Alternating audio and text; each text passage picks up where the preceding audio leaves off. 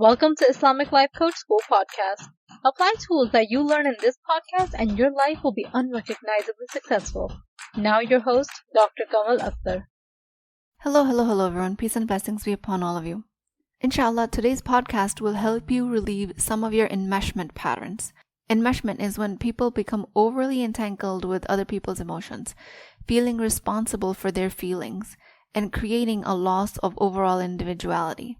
This enmeshment is important for you to learn because once you unlearn this pattern, a large burden of relationship toxicity falls off your shoulders. Opposite to enmeshment, which is the healthier response to relationships, is attunement, where you engage with a person by choice.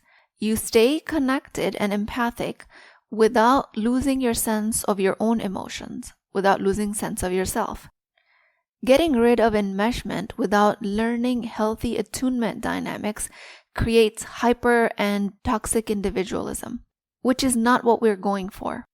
And if this hasn't occurred to you until now, I will invite you to notice where in your relationships are you enmeshed.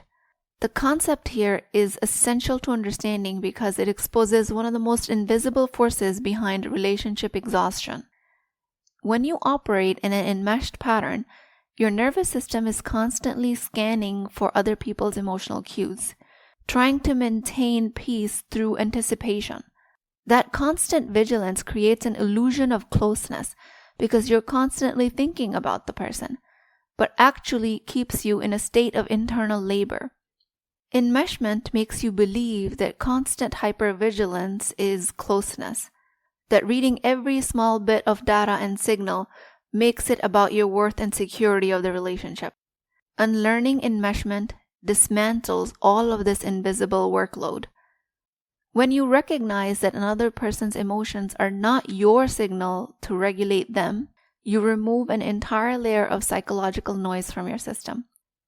The space that opens up might look like emotional distance in the beginning, but it's actually mental clarity and peace. You stop managing your energy through the moods of other people and start making decisions from your own internal reference point, which, by the way, is the best reference point and the only real reference point to begin with. This shift of going from enmeshment to attunement rewires your sense of intimacy.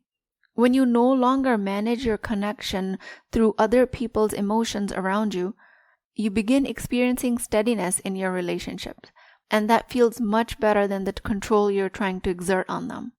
And then by no surprise, what happens also is that everyone else starts to treat you with attunement and respect of your own opinions and your values. And they all drop their own enmeshment burden on you. And this reciprocity between the two people transforms the relationship dynamic. The toxicity you thought lived in the relationship dissolves, because the fuel, which is your constant emotional management of others and others' control of you, is gone. Once you unlearn enmeshment, you release yourself from emotional labor, which up until now might have looked to you like love or real connection, but it is not. This transition from enmeshment to relating with the relationships and going to attunement is a process. It involves learning to recognize which emotions are yours and which belong to someone else, and understanding that creating healthy boundaries does not mean you're abandoning the relationship. It means you're engaging more healthily. Getting rid of enmeshment without learning healthy attunement creates hyperindividualism, the kind that mistakes withdrawal for healing. When someone detaches abruptly from enmeshment, they often confuse isolation with self-protection. The nervous system that once survived in a relationship through merging now tries to survive through avoidance. And it might feel powerful in the beginning, but it's just another form of fear. And that fear hides behind independence. Healthy attunement requires the capacity to stay relational without losing your self-command. This is a very evolved nervous system skill. This is not a personality or a genetic trait that you're born with. It demands awareness, skill building, pacing, your own emotional literacy. The goal is not detachment, it's the differentiation of enmeshment and attunement by choice. To remain aware of the other person's emotional field without absorbing it or dismissing it completely. When you integrate attunement after unlearning enmeshment, you develop a relational authority that is magnetic. You sense connection and other people sense that connection with you and they seek it out. During this process, your internal reference point is the guide. You experience closeness without being consumed by it. And this is where maturity lives, the ability to hold proximity and boundaries at the same time.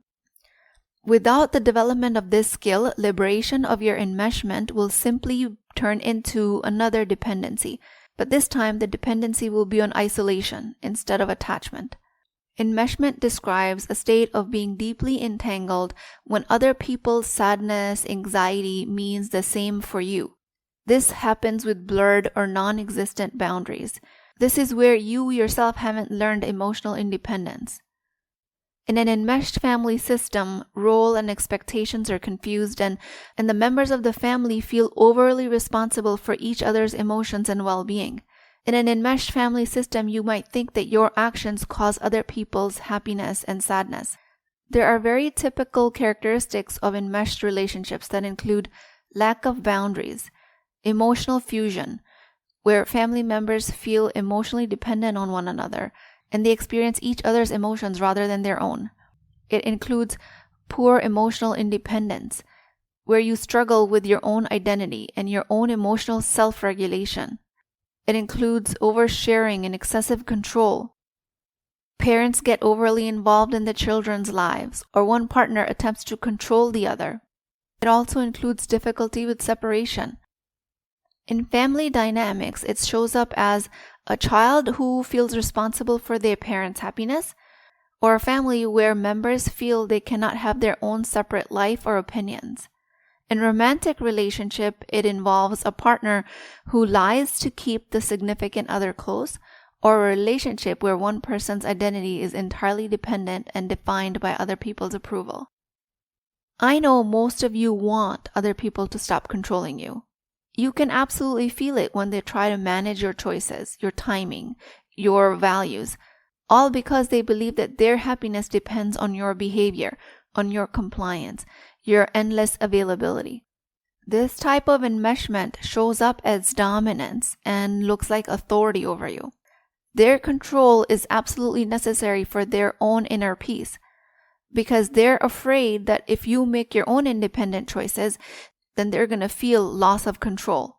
They're afraid that if you change, they'll lose access to the version of you that keeps them emotionally stable, which of course is all a lie. These are all just thought errors that can be easily corrected. While trying to get out of this enmeshment dynamic, you can teach them through confrontation or explanation, but unfortunately, that type of instruction doesn't rewire people. The moment you stop participating in their emotional fusion is when their control loses its anchor, and that's when they start to learn by example. You heal the enmeshment dynamic of another individual by not demanding it from them, but by embodying it, by exemplifying it. When your nervous system learns attunement, presence without absorption, care without compliance, everyone around you will start to recalibrate. They sense that your stability is no longer negotiable, and they will learn that for themselves. That recognition alone does more teaching than any lecture or explanation ever could. Teaching others attunement without enmeshment in your relationships becomes more effortless once you've learned it yourself, because your regulation becomes their instruction manual. And you can shift this entire dynamic without a single argument, without ever having to make a single point of view and having wished that you were understood. So the way you're going to start healing it is think of it like your nervous system as basically being your internal dashboard, your database. Every time you think you're feeling somebody else's emotions, what's actually happening is that your thoughts are interpreting their signals, and your nervous system is creating your own emotional response. So to say, you're not actually carrying their emotions, you're carrying your emotions about their emotions. And that's where my C-near algorithm comes in extremely handy. C-near. C standing for circumstance, that is someone else being close to you feeling upset or anxious. N being your nervous system thoughts, which picks up on the cues. Maybe they're sighing, maybe they're making microfacial expressions, maybe they're pacing. Your body starts to feel that tension through your thoughts that kicked in, and it picks up on their anxiety and stress. This is happening through your own nervous system. Then comes the E, which is your emotions. Your thoughts about their feelings generate your emotions. You might feel anxious because you think, oh no, they're upset, I need to immediately fix it. Then comes A, which is the action. Because you feel the anxiety, you might jump up at the first opportunity to soothe them or to make them feel better, mistakenly thinking that them feeling better would then result in you feeling better. Mistakenly thinking that if you took on their problem and solved it for them, you managed their feelings well enough, then you would feel better. When in reality, their feelings are their responsibility. You can teach them, but again, that won't happen through enmeshment. That will only happen through attunement. The last one is results, the R. From taking responsibility for their emotions, anxiety, and stress, the result becomes that you are staying enmeshed. You've blurred the lines between your own emotional state and theirs. This is a strong call towards awareness and realization. With this, you can start to shift towards attunement. And you can use the same formula, but add layers of awareness. And the way that looks like is that you pause and you ask yourself, is this my emotion or theirs? You remind yourself that your nervous system is responding to your own thoughts about the situation. The other person's emotions are not directly living inside you, or vice versa. Over time, practicing this awareness lets you stay engaged and compassionate without losing yourself. This is you learning to fine-tune your empathy so it doesn't drain you. It lets you connect in a healthier way. Letting go of enmeshment does not mean that you're detaching yourself. It does not mean toxic individuality. It means that you're choosing to be attuned. And that is extremely empowering. There are multiple relationships in my life that I choose to be attuned. And you might do the same. Because imagine if you have a friend who's really anxious about a job interview. They're pacing, they're talking fast, they're sweating, and you start to feel a familiar knot in your own stomach. Now you're in that enmeshment mode, and you might immediately think, oh no, I need to fix this. I need to calm them. And you'll jump into action. When in reality, there's your own nervous system reacting to your thoughts about their anxiety, creating your own anxiety. If you apply this separation, this little boundary, what happens is that you've created a space for yourself to think, okay, the circumstance is that my friend has an interview. The circumstance is that she's anxious. My nervous system is picking up on all of these cues, but my emotions are my own. In this way, instead of jumping to fix it, you might say to yourself, I can be supportive without taking on their burden of anxiety. I can listen. I can offer a calm presence. I can even offer solutions. But I don't have to feel what they feel. And I don't have to get dysregulated just because they are dysregulated. Similarly, it happens in a family dynamic where a person is upset and you always felt responsible for keeping their peace or keeping them happy. In an enmeshed state, you will immediately jump into soothing them. You will say whatever you think will calm them down. You will do whatever it takes to help them feel comfortable so then in turn you can feel comfortable, even if it means sacrificing your own opinions and feelings on the matter. But through the space you give by learning that their emotions are theirs, you will create a space where you might have an opportunity to think, my discomfort about their upset is being created by my own thoughts. Do I want to create it, or do I want to step back and offer support without taking a burden? The more you practice this in each micro situation, the more you train yourself to notice when you're slipping into enmeshment. And this way you can gently guide yourself back to attunement. Over time, you're building this muscle. Over time, you'll start to realize with more and more practice that you're feeling this emotion because you are experiencing it or because you're picking it up from somebody else and thinking it's yours to carry. When you start this transition from enmeshment to healthy attunement, one of the most common questions that surfaces is around self-doubt. Your mind unquestionably presents, have I gone cold in this relationship? Am I starting to care less? Am I dropping them out as an important relationship in my life? And this confusion happens because the nervous system equates the newfound calm with distance. When you stop absorbing other people's emotions, the internal noise quiets down, and that quiet and peace will feel unnatural in the beginning.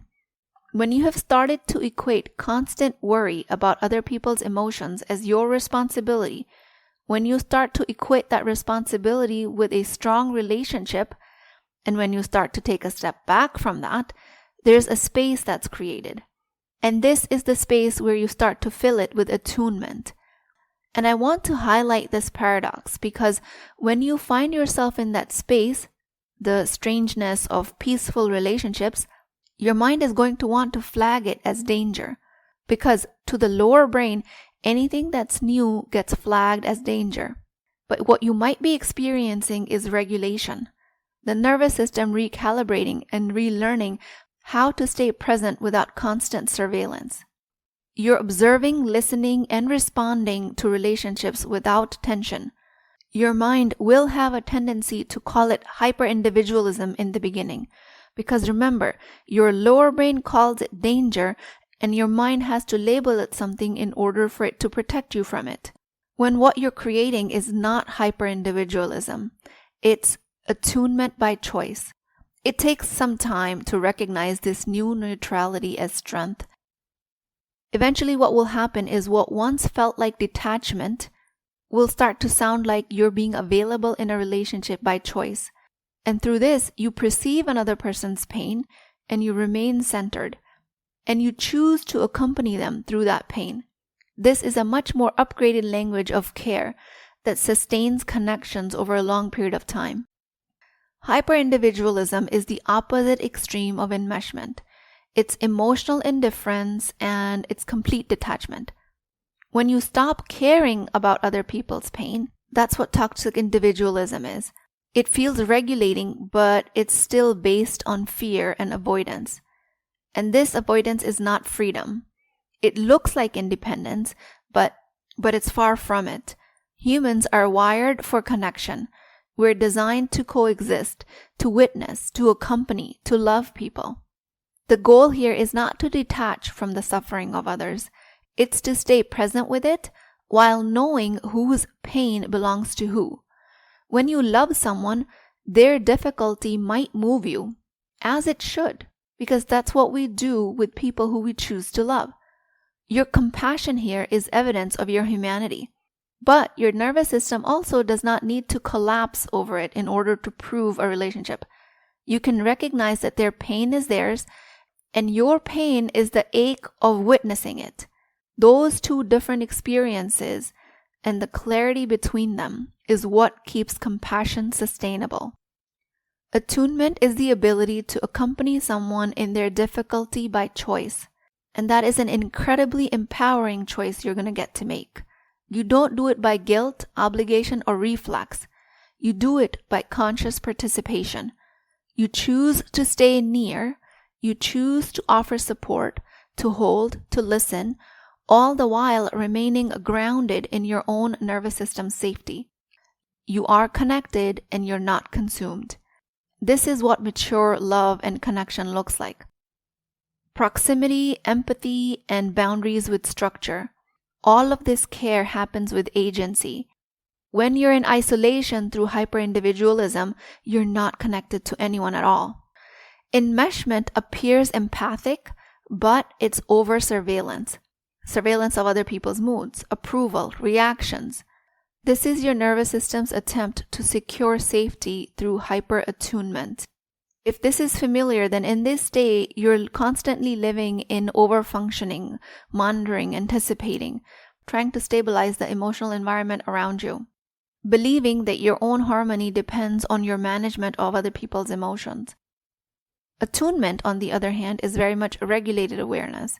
It's your capacity to stay connected. It operates from internal steadiness. In this state, you notice, you respond, and you stay available while remaining anchored in your own perception and your own authority. This is a whole new level of emotional leadership. What ends up happening, especially for Muslim women, is that their empathy is usually the first doorway into enmeshment. It's an extraordinary human function that allows you to sense and interpret the emotions of other people. But without structure, without guidance, without skill development, it creates a form of self-neglect when this empathic nervous system starts to use empathy as a survival strategy. And if that's happening, empathy is not serving you. Another dynamic I commonly see is from women who are trying to heal from their enmeshment patterns, and when they recognize that that's how they're living, reflexively, through a knee-jerk reaction, they try to drop their empathy altogether because they start to think that this is a weakness. The realization that you are enmeshed with someone does not call for immediate abandonment of your own empathy. The goal here is not to abandon empathy or suppress sensitivity.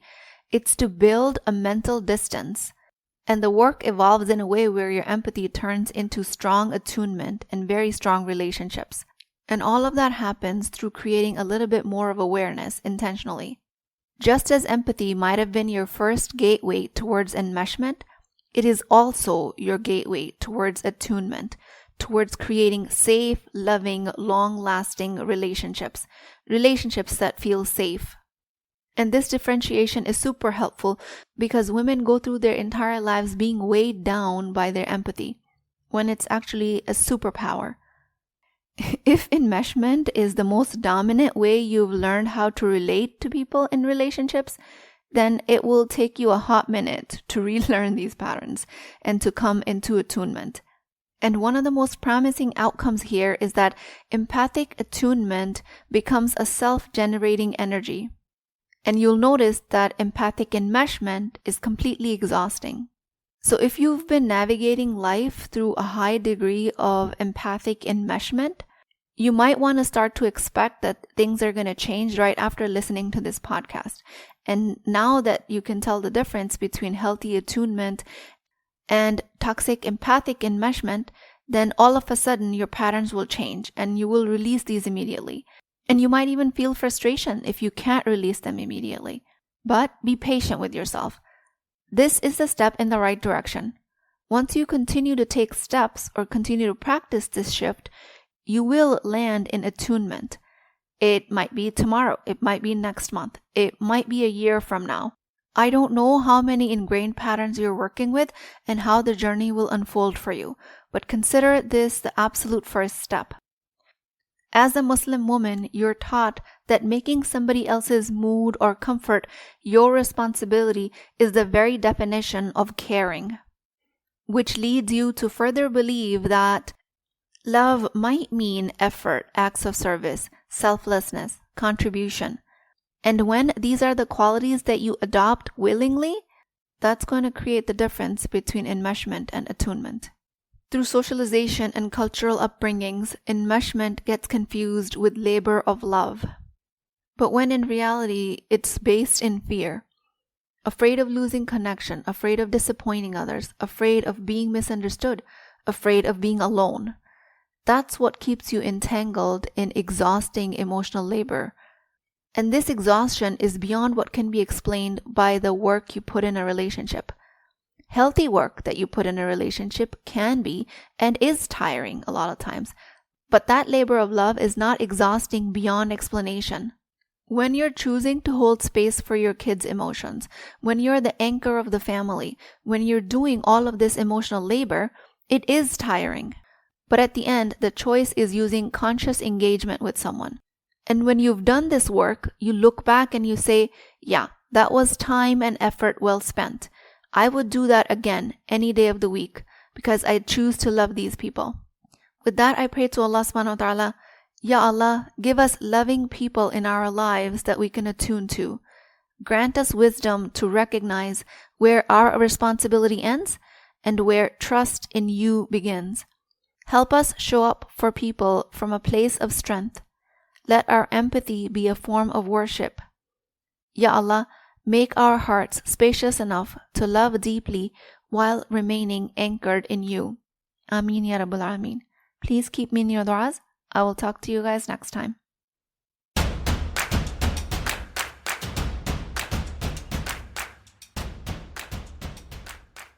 Before you go, I would love to hear from you. If this podcast spoke to you, please take a few moments to leave a review. Your words will help reach other Muslim women find this message. And think of it as a small act of sadaqah jariyah, a continuous charity, because your review could be the reason another sister finds healing. And plus, I read every single one of your reviews. They truly mean a world to me. Please take a few seconds to rate and review on the podcast platform of your choice. Inshallah, I will talk to you in the next episode.